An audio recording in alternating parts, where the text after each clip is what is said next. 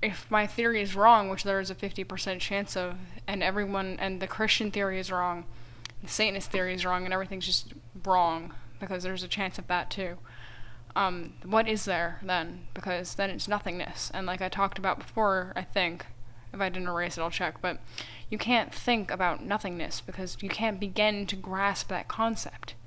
You can't begin to grasp that because what we think of as nothingness is like blackness, but blackness is something. So what is nothing? Like,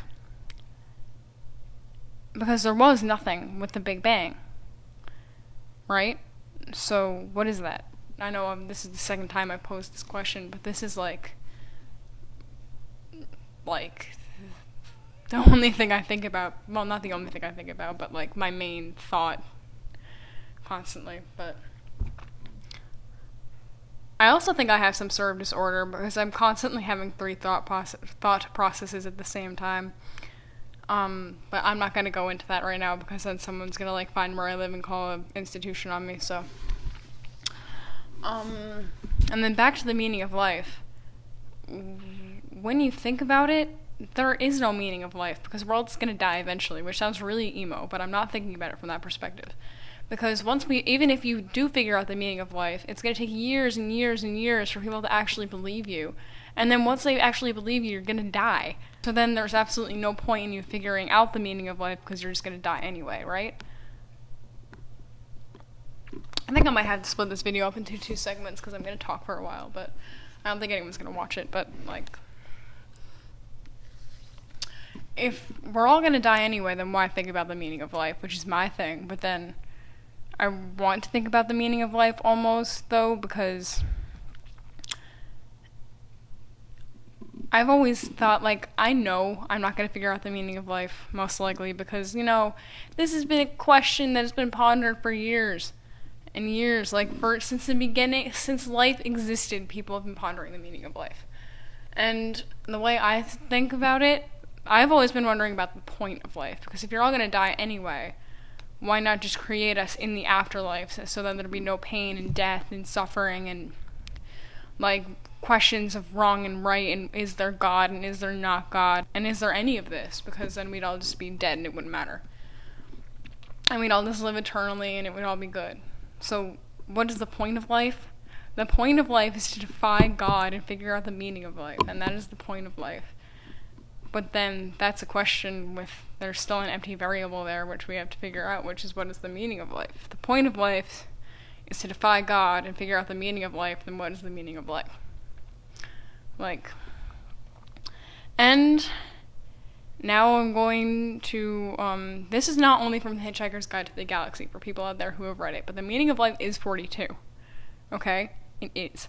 Because I have many, many theories on that I'm going to go dig up, and then I'm going to come back and keep recording this, okay? So you guys stay there. Alright, I dug up my theories, but,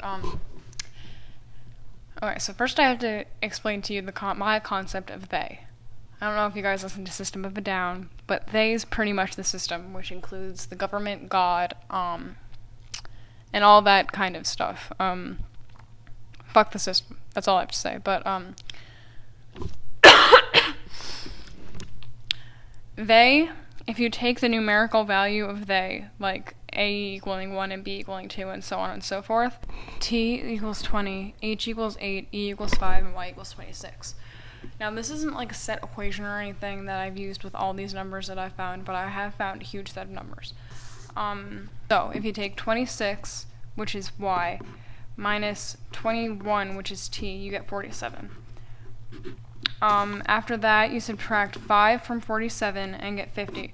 And then you subtract 8 from 50, which is H, and you get 42. Now that I did, like 4 or 5 years ago, and it creeped me out to all hell. I was like the most paranoid little kid after that. Like, I don't even know what drove me to that.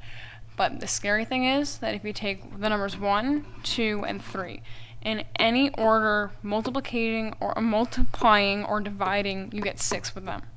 Now everyone knows the whole thing with 6 is like the devil number, but I believe it has a deeper meaning, which I'm not going to explain on the internet because I'll be institutionalized. Yeah, so that creeped me out to all hell too. And then 197 is not only my phone, like the area code you need to like call someone is 1973 for me. It's also if you add all the good numbers being 8, 4, 12, and all those other ones, you get 1973, which is just creepy. And then if you add all the evil numbers and all the good numbers together and then subtract them, you get the neutral number, which is 1973, which I just found. I was so creeped out after that. Also, if you take me and my 4, them into the same equation that we did they with, like plus, minus, minus, plus kind of thing, you get 42 with all of them. Well, it wasn't the same equation for they. It was like the same thing, but with multiplication and division, you get 42 for every single one of them. With the year, not just the day, but like that was creepy too. And like, life is an equation. It's a complex series of tubes, which my friend found that quote on the internet. I can't. So this guy did an experiment, and he figured out that, you know how technology halves, like our ability to create technology is like doubling, like the amount of time is like halving. It stopped at December 21st, 2012, and he had no idea about the Mayan calendar with the Incans. I said the Incans, the Mayans.